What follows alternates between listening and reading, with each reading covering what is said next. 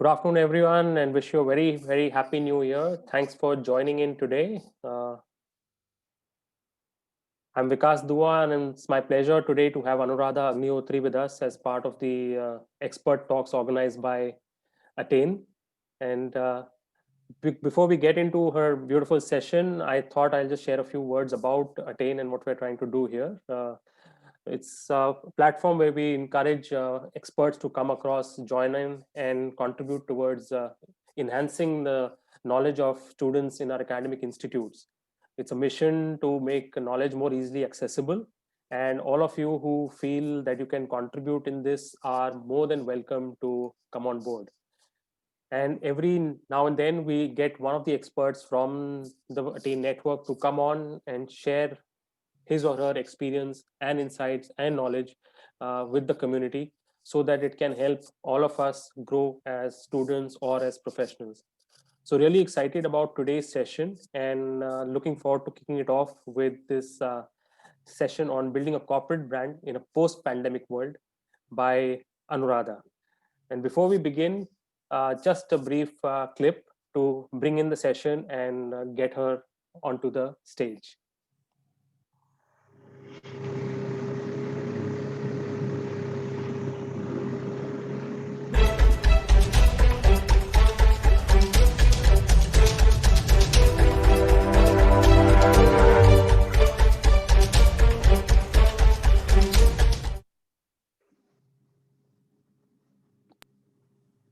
Great. So thanks everyone. Once again, a very warm welcome to all of you. Happy to have Anuradha here to take the first expert talk at the start of this year, 2021. I'm sure all of us have a lot of aspirations, hopes from this year, given what we've just emerged out of last year.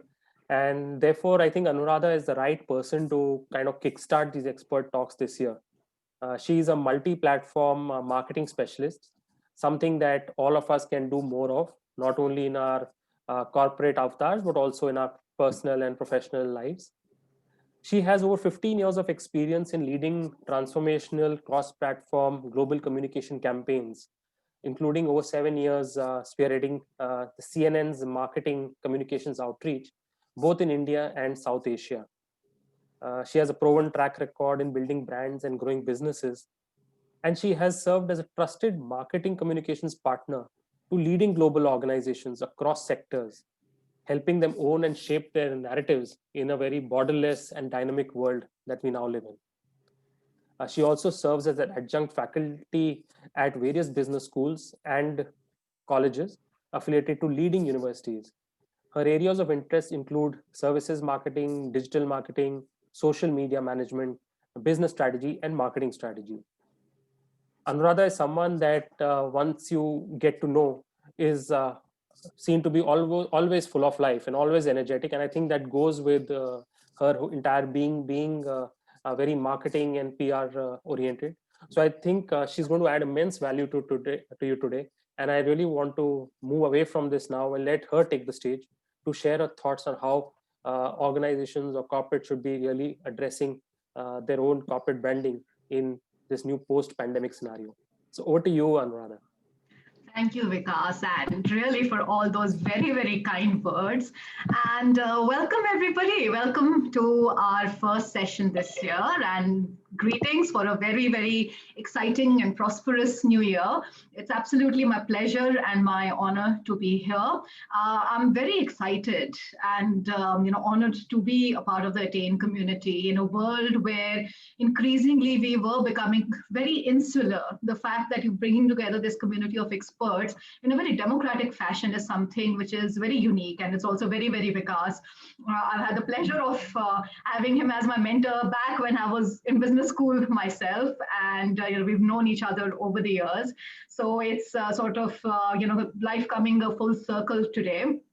And what seems to be coming full circle also seems to be the pleasure or the displeasure of the rain gods, whichever way you look at it.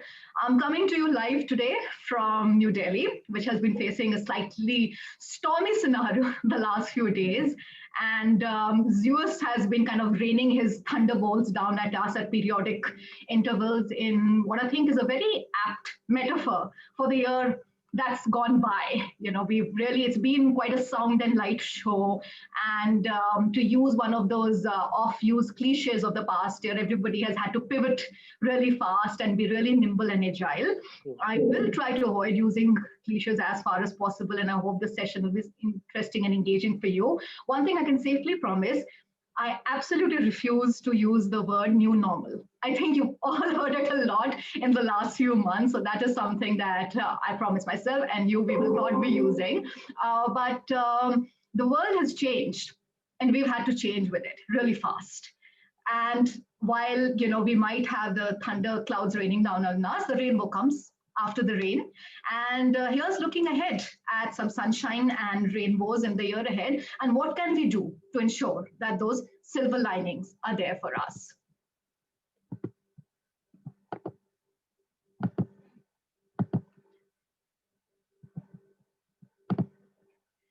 So, as Vikas mentioned, I'm also an educator. So in the time-honored traditions of all the most fun educators, I will start this session with that favorite instrument of every teacher, a pop quiz. And this is actually a screen grab from the Twitter account of one of my favorite brands when it comes to pushing the boundaries. So last year, Kanye West announced in a blink and you might miss it moment that he was running for president, and then pulled back his presidency campaign equally fast. And this was the sort of tongue-in-cheek tweet that went up by this particular brand. I've kind of blacked out the name of the brand. Any guesses as to which brand was this, which came up with these tweets? And you can kind of see the reaction to the tweets in the numbers. Any guesses? So this was Burger King. This was Burger King, a brand which is typically known for its sort of very, very tongue-in-cheek, taking pot shots campaigns. And that's what the followers of the brand love. In fact, their marketing team is so successful that even if you're not necessarily eating the burgers, you do follow the brand online. And this is what they're typically known for. They're known for doing things like this. They're known for doing things like this at Halloween, taking pictures of competitors such as McDonald's and Wendy's and putting them up on social media and trying to make them look like haunted houses and saying that if you go near them within 300 meters, take a picture, send it to us, you get a free burger from us. This is what the brand's been known for. But then they did something a little different towards the end of last year. This is what they did. They essentially encouraged people to go and order from their competitors. And why did they do this? They did this at the announcement of the second round of lockdowns in Europe. Lockdowns which are continuing. Last night, Britain announced again that they're going into another phase of lockdowns. And this is an essential, but it has also been impacting a lot of sectors, including hospitality and the livelihoods of millions and millions of workers. So kind of taking a step back and looking beyond themselves, they kind of spoke up in favor of the industry and what our business, even if you're ordering at home, can mean for the survival of the workers in the industry. 2020 was the year of COVID, but it was also the year of conscience. And it was also the year of the consumer. And while COVID is the C that we don't want to talk about anymore, we have to deal with it, and hopefully with vaccinations coming in, we might be able to deal with it successfully. The interplay of the other two C's, conscience and consumers, is what has driven the growth of brands last year and will continue to drive the growth of brands this year. The playbook has changed. The old rules have just had to be thrown out. And we've all had to be very nimble, very agile, learn on our feet and learn from our mistakes and try to go back to the basics of what is it that consumers want. And what they want now is not to be sold fluff. Dispensable incomes are things of the past. They want to know what is essential for their survival. And they also want to know, how are you giving back to the society that you have been a part of for so long? So what is the new playbook for 2021? First thing first, the single most important thing that I would request everyone to take away from this presentation is to remember that brands need to have purpose, which is beyond their stated business objectives, a larger societal community building purpose, and they need to have heart. their communication campaigns, their brand building mustn't just come anymore from a place of building up their profits, their balance sheets, but in raising up the communities that they're a part of and the world at large. So, how do you do that? Firstly, you have to build trust with consumers. And trust is a combination of responsibility and responsiveness. You have to be a responsible member of the community that you are a part of, and you have to be responsive to the needs of the community that you're a part of, whether that means understanding their concerns, which could be matters of survival for them, with families even losing their single bread owners, either it's a loss of livelihood or tragically the losing members of the family itself, or their needs in terms of what is it that they want. And what they want, quite simply, is brands who are thinking with the heart, brands who are not just thinking of themselves at a time when humanity collectively is struggling for survival. Now, what we have been experiencing over the past few months as marketers, what we have intuitively known, has also been coming out in report after report. You have Accenture coming up with a report which shows that there is a rise in conscious consumption, in non-wasteful, environmentally friendly consumption, and in a focus on buying local, whether that is buying from your local kirana shop vis-a-vis buying from, let's say, a supermarket, or in supporting the manufacturers, the farmers, the artisanal growers in their communities. A Deloitte survey also found that there was a high recall for brands who responded positively to the COVID-19 crisis. And what we mean by responding positively is something that we will look at in the next few slides. So any brands who decided to kind of, in the initial months, take the ostrich approach and kind of say, oh, this too shall pass, but it hasn't. We're almost a year into the crisis, it hasn't. And it's a part and parcel of our life. And how brands chose to respond, how they chose to celebrate the change makers, the frontline workers, has impacted how they are perceived with and how they are engaged with by the consumers. And then this was really, really interesting. There was a Viral Fission report. Viral Fission is a marketing agency which is very focused on reaching out to the younger demographics. It had some interesting insights about Gen Z, which is the new emerging generation. Millennials are also kind of aging out, and the next big thing is coming from Gen Z. And the key thing that they found was that Gen Z is also opting for brands that stand for a bigger cause. The two top of the mind causes that were there for them also reflect the societal changes, not just last year, but before that. And these were, firstly, LGBT rights, and secondly, mental health issues. Now, we've spoken about COVID, and we've heard a lot of information about COVID and the pandemic, but there's also been a silent pandemic that mental health professionals have been aware of, and which is of the mental health issues that have come about as a result of everybody being locked down and of all the insecurities that the pandemic has brought about.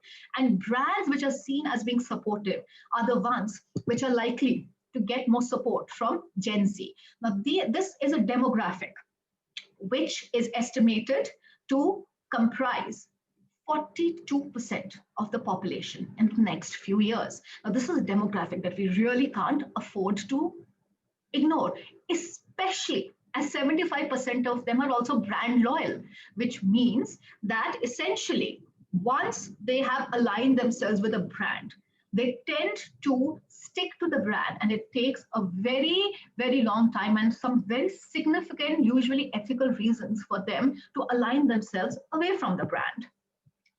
So what does this all mean?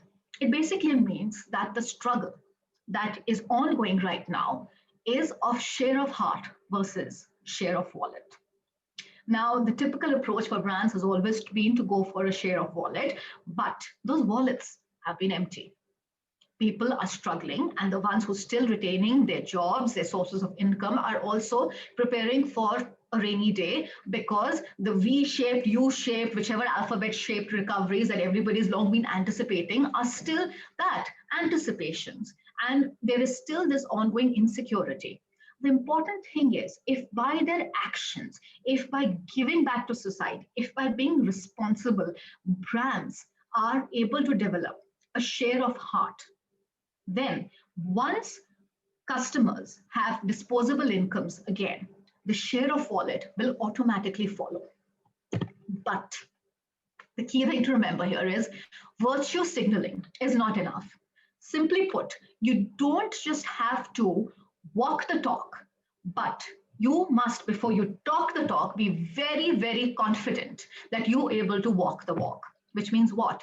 It means that you have to be very confident that when you go out there and make promises, you have the infrastructure, whether it is the technical infrastructure or whether it is the infrastructure in terms of organizational cultures, wherewithal, etc. You have that infrastructure in place before you are able to make any promises.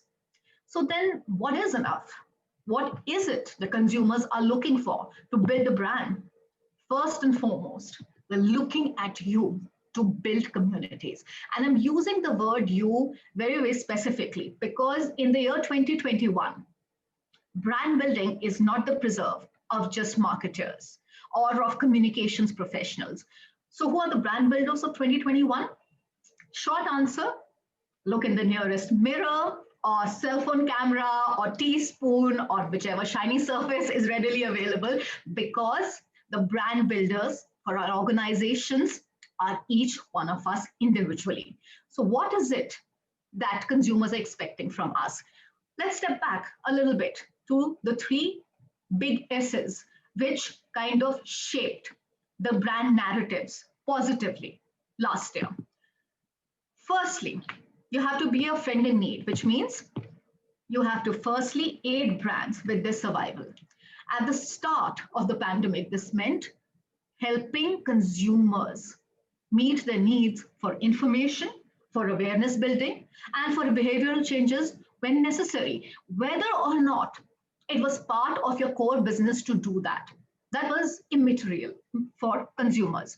So for instance, Hiver, which is a platform for providing business tools digitally, came up with these awareness building campaigns on exactly what entails social distancing at the beginning of the pandemic. Because there was this term which was being used, but few were aware about it, and using the entire sort of analogy of a hive, and hence the term hiver, they were able to run a very successful campaign, which had nothing to do with their business, but it earned them a lot of goodwill. Similarly, HDFC Bank, once lockdown was first lifted, and of course, banks were one of the first places that people started visiting, but beyond just banks, HDFC visited a lot of community spaces such as marketplaces and painted those little circles that we're all now familiar with, which denoted what was a safe distance if you were to practice social distancing norms. But then we moved beyond survival mode. We were looking for security. And what consumers are looking for in brands is, when you talk about security, is how are you building and strengthening and supporting both communities and individuals? It could be something as simple as Zoom, which we hadn't heard of at this time last year and yet is essential for our survival today, removing the 45 minutes limit for its sort of free web access for educational institutions, recognizing that these were unprecedented times where education, whether in schools or universities, was suffering. And this was just a simple gesture of giving back to the communities. And remember what we also said about virtue signaling. There are certain things which it's easy to talk about, but it's harder to implement. And two brands which did this very well were firstly Taj Hotels, which provided free accommodation and meals for healthcare professionals who could possibly not go back to their homes because they were worried about infecting their families or because of the long commutes, etc. And there was another amazing initiative by Ola called Drive the Drivers, which was essentially setting up of a corpus fund, including a substantial donation by them to aid the drivers who were suffering during lockdown because of lack of income. Now, what's notable about this is this corpus fund was not meant only for drivers of Ola. It was set up for everybody, whether it's an Ola driver or an Uber driver or even the regular taxi drivers, to help the community, who's such an important part for Ola. So there's survival, and then the security.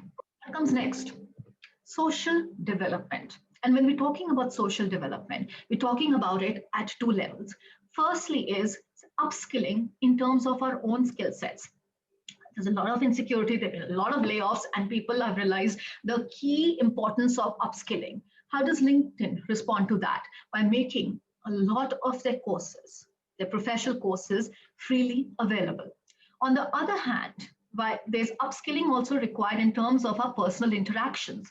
Parents, in particular, faced a huge challenge in terms of how to address the needs of their children who have suddenly been locked away.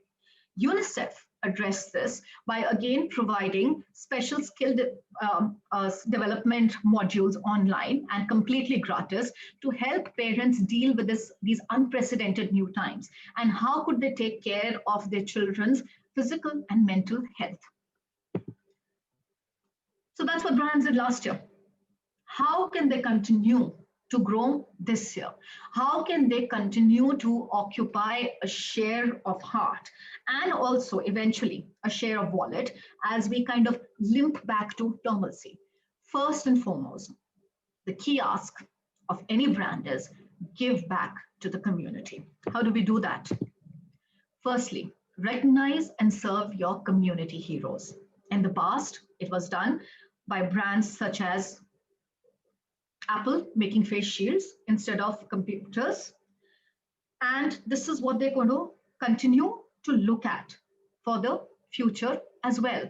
That you recognize the contributions of healthcare workers. You recognize what is it that they are contributing to you and other frontline workers.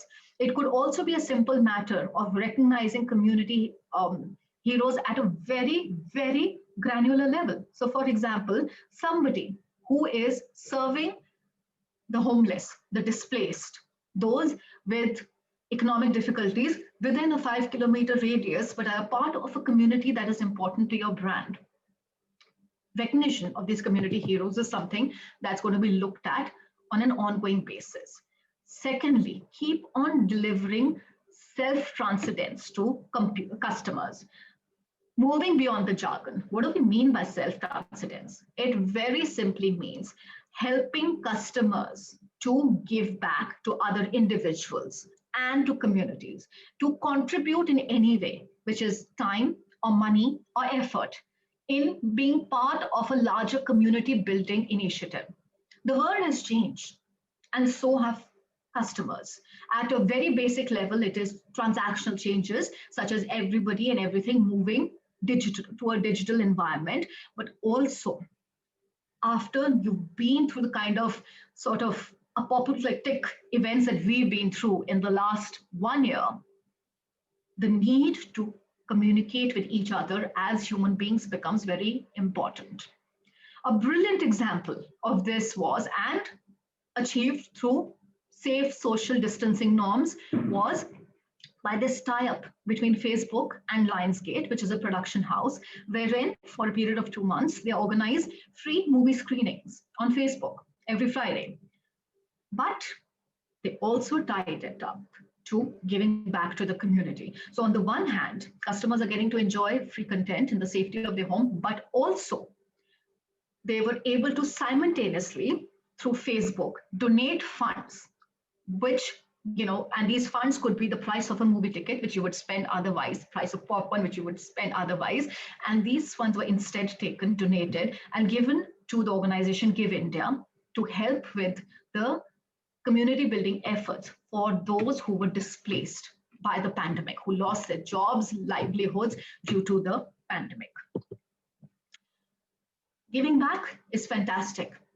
Then after that comes the next stage where you're looking at helping to build communities as well.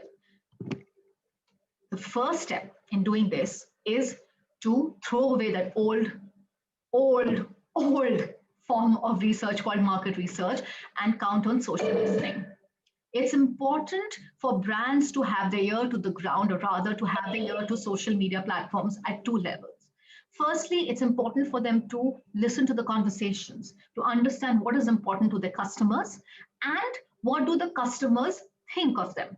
But responsiveness along with responsibility, again, is very important, because it is also important for them to respond to the customer needs, respond to the customer complaints, and to be a part of those conversations rather than being just swept away with the tide, whether it is a good tide or a evil tide, so to speak.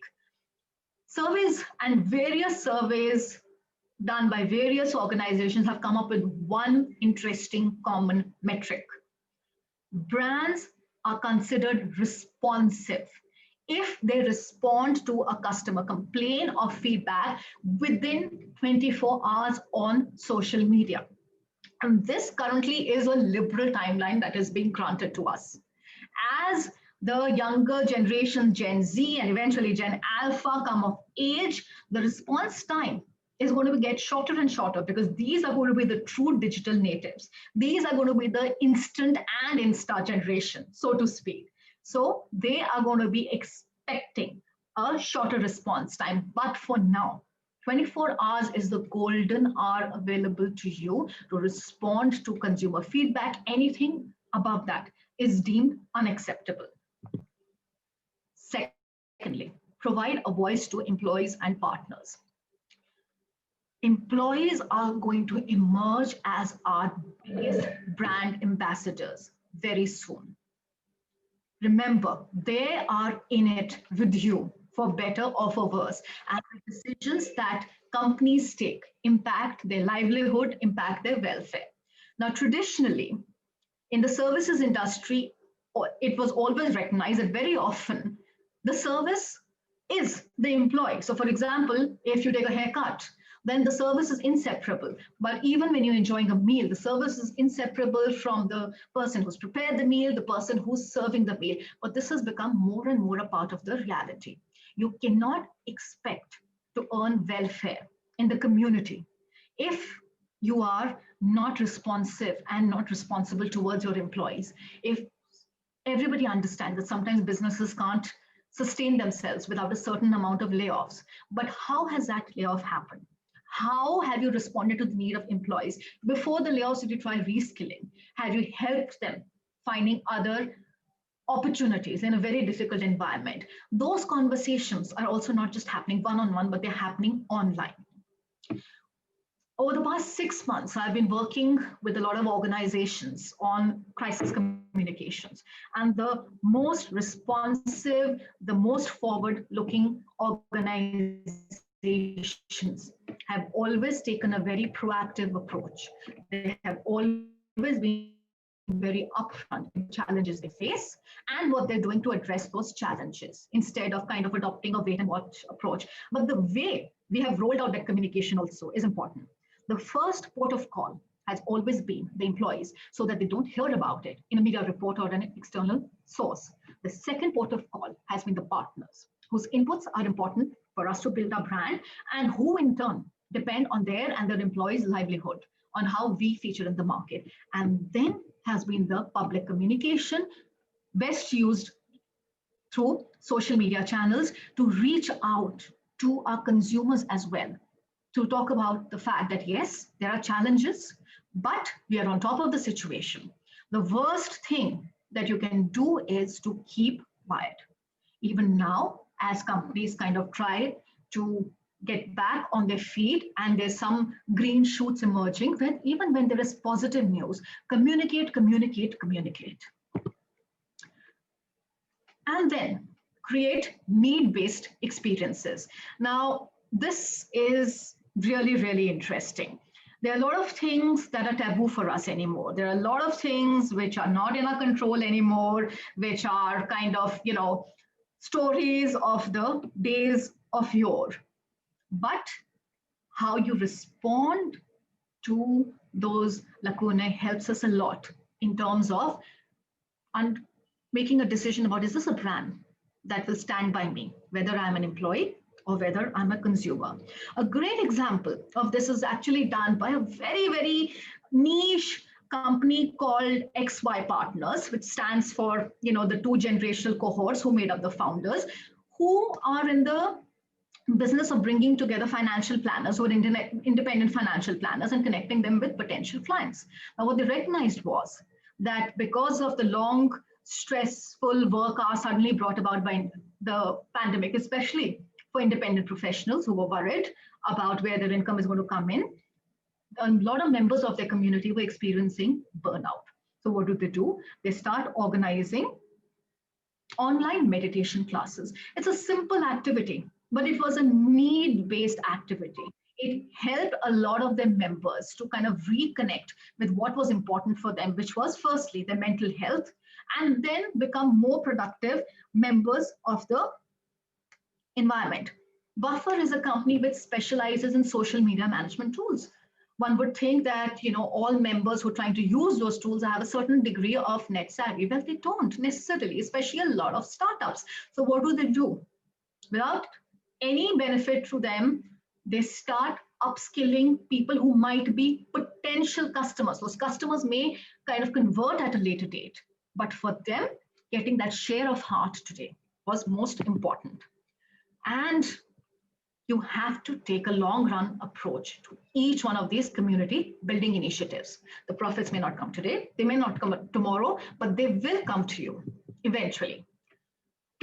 Key thing to brand building this year, possibly next year as well. Customers are no longer going to come to you. You have to meet the customers where they are.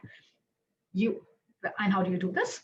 Firstly, you have to be really nimble and agile in accelerating digital options.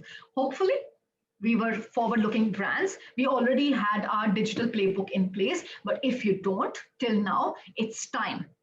Whether you are an individual personal trainer or whether you are a chain of international gyms, it's time to start upping your digital game, which means something as simple as offering fitness lessons on Zoom instead of relying on customers to come back to you and possibly risk infection.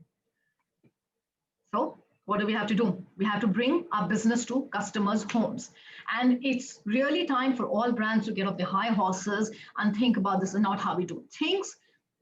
Things have changed completely. A year back, for example, could we think of luxury hotels providing home delivery services? It was unthinkable. And yet today you have Marriott, you have Thanksgiving, and ITC has recently launched an entire menu which is meant at serving only the domestic consumption market, which is home delivery market, at 50% of the price points. So you don't just have to be really, really nimble and agile in terms of kind of understanding customer needs. You also have to meet them in their homes because they're not going to come to you. Or better still, you can sometimes take them on safe being the operative word, flights of imagination. EVA Air is a brilliant airline based in Taiwan, which realized that there was a need gap in the market, which was something very strange. Customers were not missing in-flight food. Most of us are not particularly fond of it. They were not missing, the entire experience of getting fist, etc. But they were missing the experience of going on a flight. They were missing being up in the air, kind of just that entire experience was something that they were hoping to recreate. Now, with country borders still being closed, what did they do? They decided to take customers on flights to nowhere, as they called it, which is essentially to recreate the entire flying experience. Customers came to the airport, they went through rather accelerated security procedures after this, apart from, of course, the mandatory COVID checks, etc. And they were just taken on flights within Taiwanese territory, no food service, nothing, appropriate social distancing, but just to experience the joy of flying, the essential activity of flying. Or in some rare cases, give them a reason to come to you. But again, this has to be very honest. This has to tie up with what the brand represents. Body Shop, for instance, is a brand since the 1970s, which has represented sustainability. So while you can order online, one benefit of the entire in-store experience that they've introduced is that they recycle the old bottles after your products are over. For environmentally conscious customers who actually form a very key part of their customer base, this is an important sort of a incentive to go to the stores, where with appropriate social distancing measures, they can kind of contribute towards a greater degree of sustainability and a smaller carbon footprint. Now, the key thing to remember over here is that matters of ecology, etc., are also becoming important for customers who were previously not thinking about it. At the beginning of the pandemic, everybody thought that healthcare is going to be the only priority. But contrary to popular perceptions, that's not what's happened. Everybody wants to give back and to be a more responsible citizen in every way possible. And you need to reimagine experiences for a post-COVID world. Everything that we thought we know how to do, we have to rethink how to attempt it. The first way of doing is find savings without sacrificing experiences, which means at a very basic level, migrating customers to digital self-serve channels. Make sure that they are firstly equipped. So if the training isn't there, to set up a little section on their website where they can just take care of their own needs. They don't need to come to your outlet, for example, to carry out a banking transaction. Cybersecurity is of paramount importance. There have been an unfortunate number of hacks and unfortunate number of leaks which have happened with hackers targeting companies because they are not able to deal with the vast influx of digital traffic. So while you are trying to make customers more self-reliant, reduce the amount of operational time spent by your employees on serving each customer, you also have to make sure that the data is secure.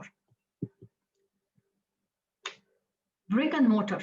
A lot of people have completely written the death knell for brick and mortar outlets. They're not quite going gently into the night just yet, but how we approach brick and mortar outlets has to change. Firstly, brands need to build omni-channel capability so that they can meet the customers wherever the customers want to be met, which can, in the case of some brands, also be a simple innovation, which has first started in the hospitality space of being able to order online. But then, because you want to make sure that the product is okay, and some retail outlets have started this also, you want to make sure the look and feel is fine, you can go and without even entering the store, pick up your order, check it to make sure everything is all right, and then exit. Digitize and automate non-value add work. So there have been these discussions about a very Terminator, rise of the machines kind of a scenario, except people are talking about the rise of the chatbots. But chatbots are a way also for brands to make sure that the employee resources and their energies are going towards more productive activities rather than, let's say, spending a lot of time just trying to answer a complaint, which a chatbot would probably be able to deal with more efficiently.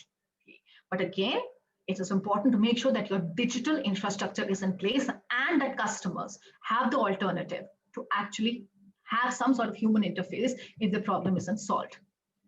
And related to that, just improve and increase contactless features.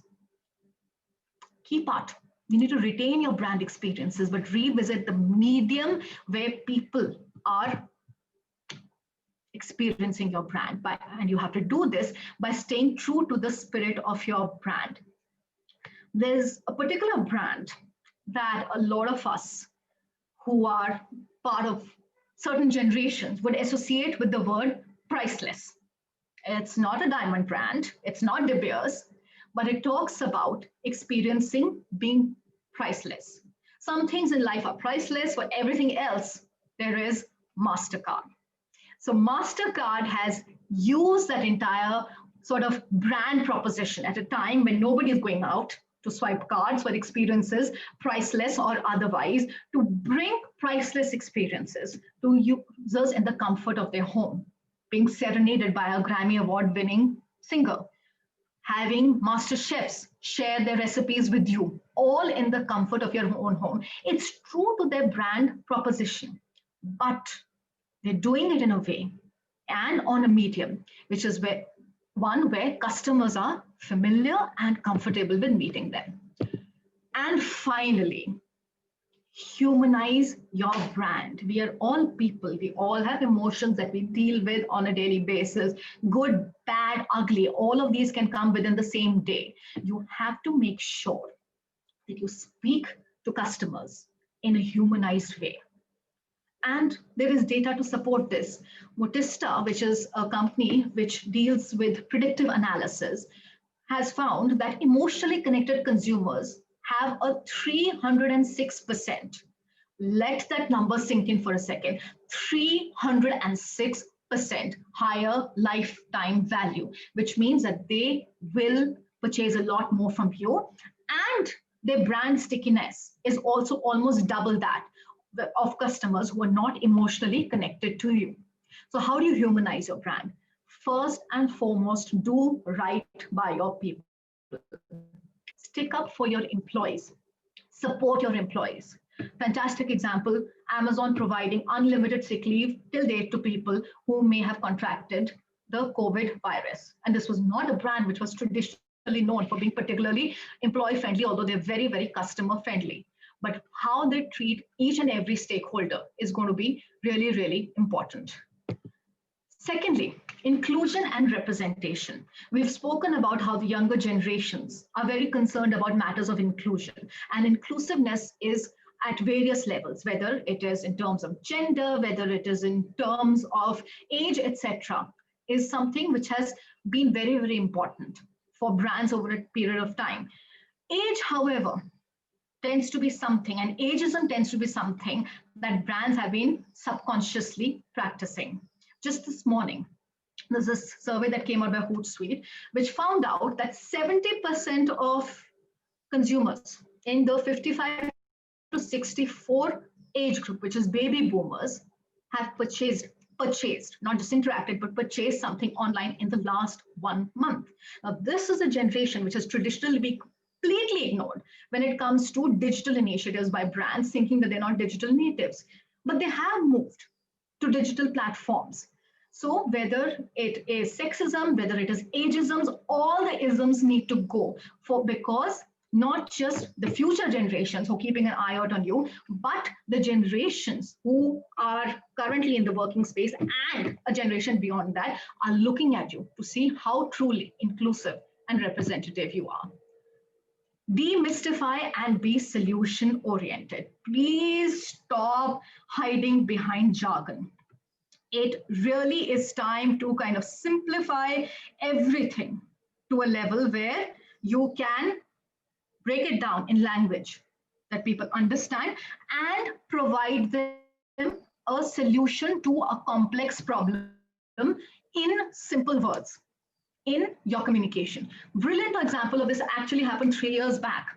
When we'll all remember that famous campaign that Google ran of two friends, pre-partition friends from India and Pakistan coming together. And what did they do? They showed several products in Google's arsenal, search, maps, so on and so forth. And a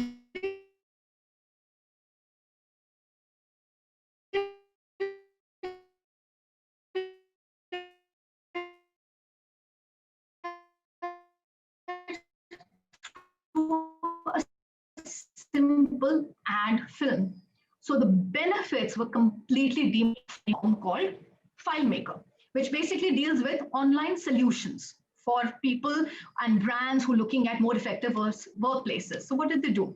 They came up with a very, laughter the best medicine, also the best form of communication. They came up with this interesting, fun ad where this lady executive is repeatedly being interrupted while she's trying to explain the benefits that come out of using this particular software by this young know-it-all who's also mansplaining everything to her. So you're kind of getting a message across, but at the same time, you're also recognizing the problem that exists because a lot of people I tend to think that women are not prime audiences for tech-based communication. So you're breaking down those barriers. And finally,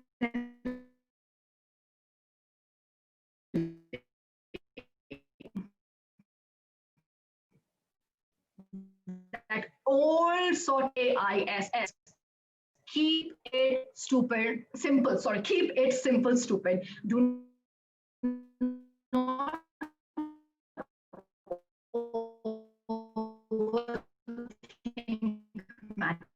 matters. Remember, be generations I'll be happy to take any questions now.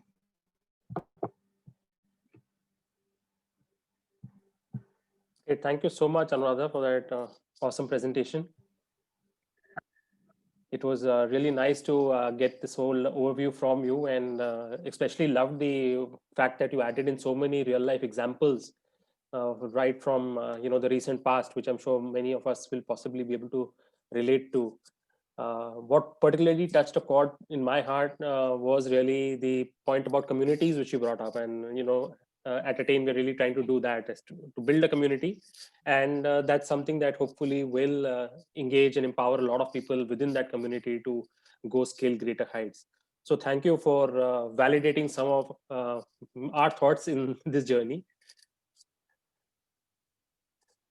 I do have some questions which the audience has shared at the time of registration, and if we can take another 10 minutes. I know we are a little beyond the budgeted time, but I'll request the audience to stay back, especially those who have asked those questions. The first is, with the decreased short spans, is content marketing still an effective brand building tool in 2021? That is actually a great question and a very timely one. And the short answer would be absolutely. Content marketing has actually been one of the most forward-looking forms of marketing, because you are building a story, not talking about a brand, but about benefit. But there are going to be, certain, Anuradha, I'm sorry to interrupt, but I think your video is freezing. To make sure it. Firstly, let as much be free. 80% of all the content online. The video has.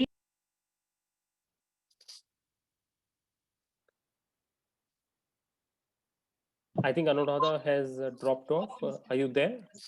Yes. Sorry, I think I got disconnected for a second there. No problem. Yeah. If you want, you can just use your audio. I mean, if there's a bandwidth issue right now. There is. Yeah. Sure. So firstly, use video as much as you can, because that's the most effective way of getting what the audiences want to know to them in a short time-bound capsule.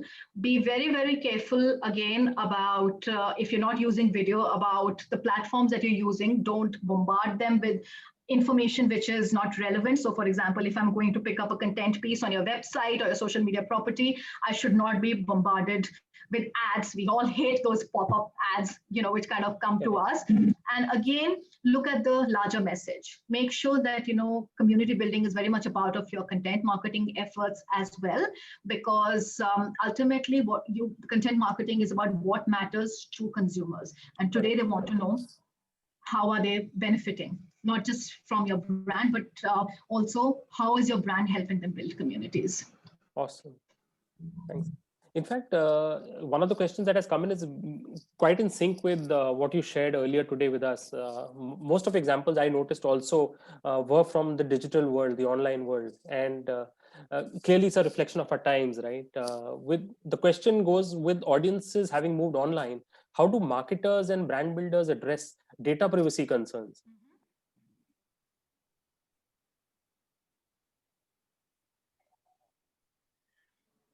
That's again an excellent question, actually, and again a very timely one, because audiences have all moved online per force, really, but they've discovered their sort of their comfort level over there, and the big bang for Facebook, for instance, and the US authorities are actually looking at breaking Facebook down into 3 separate entities. So basically Hive of Instagram and WhatsApp, so it can't have sort of an unfair competitive advantage.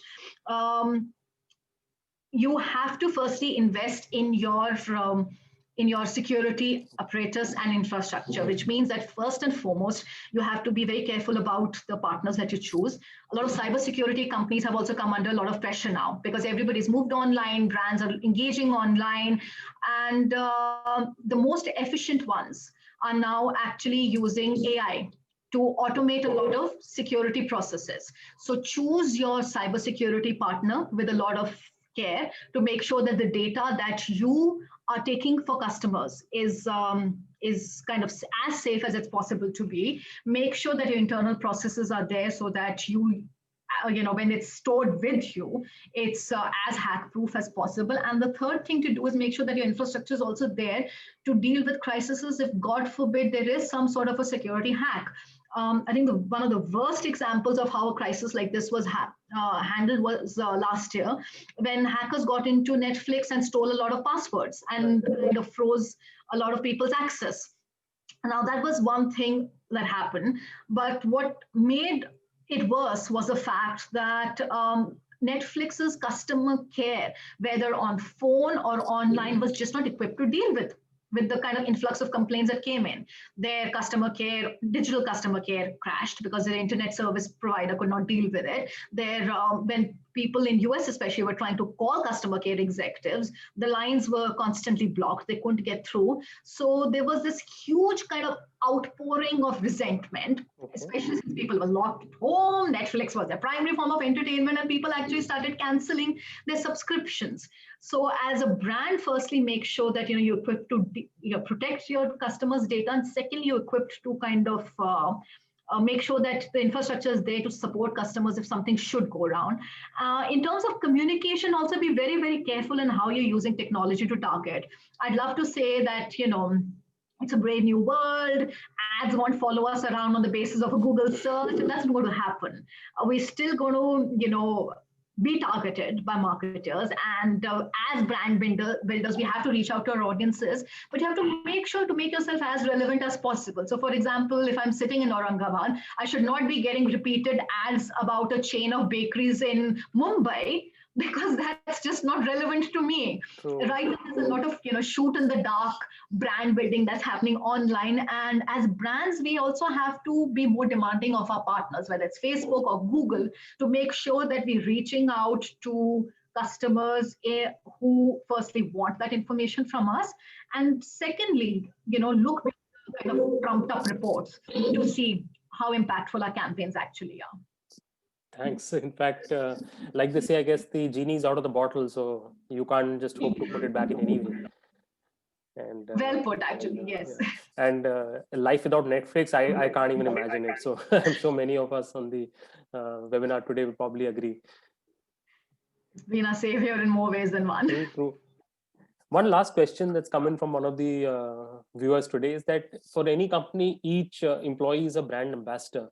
How does a marketing head ensure that all the companies or each of the employees is speaking the same language? Okay, so short answer and blunt answer, the marketing head alone can't do it. The HR head alone can't do it. So this is really going to be one of those very cross-functional sort of initiatives, and which will also start from the top and from the sort of organizational culture. The communication firstly has to start from the top. Employees must get that reassurance, right at the top from the C-suite. But also, again, this goes back to what brands have to do in terms of walking the talk. If you're taking care of your employees, if you're making sure that they're supported in these difficult times, if you're making sure that you understand their frustrations with having to put in extra hours, with having to kind of have no work-life balance, those employees are going to become your ambassadors. So first and foremost, you have to take care of your people. And secondly, just be completely transparent. And this, I know I kind of feel like I'm repeating myself, but I've seen this again, time and time again with clients that I've consulted. The ones who believe in transparency of the communication are the ones who kind of emerge unscathed. Because there's several genies out of the bottle now, and nothing ever kind of stays quiet for a long time. Social media is this great big beast where somebody leaks something on Glassdoor or on Twitter, or from the relative anonymity that these platforms provide, and then it's out there. So, and if there's bad news to be had, make sure it comes from the organization first. They don't hear it secondhand. And when the good times come, make sure that the employees get to share those, from the bottom up rather than from the top down. Awesome. So great. I think thanks really for enlightening us this afternoon, Anuradha. Valuable session indeed. And I must My say, I pleasure. think two big notes that I have, you know, embedded within my mind is clearly humanize the brand and reimagine the customer experience. I think if all of us can do that in our own ways with our organizations, in our personal lives, I think we'll be better placed for 2021 for sure. So thank you really for uh, taking out valuable time, spending it with us today. And I for sure I'm going to be viewing this recording once again. It's going to be up on the Attain YouTube channel. So I would let the audience also know that in case they want to go back and get a refresher done at any stage, they are more than welcome to go and do that.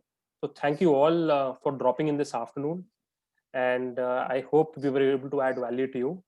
Thank you so much, Anuradha. I think personally, I will always treasure this session and give it 10 stars out of 5. So thank you so much for that.